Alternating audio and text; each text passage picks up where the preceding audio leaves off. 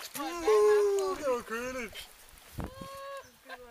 Ja, skal hun lige August, lad være. Slip.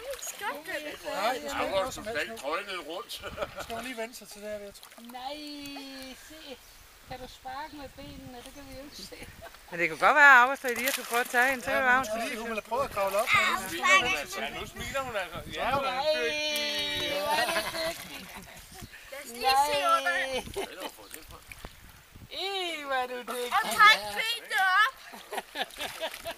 Så må jeg godt prøve at trække lidt ind. Træk hende. Stille og roligt. Skubber hende lidt rundt. Hvor blev Elias af? Hun er nede under.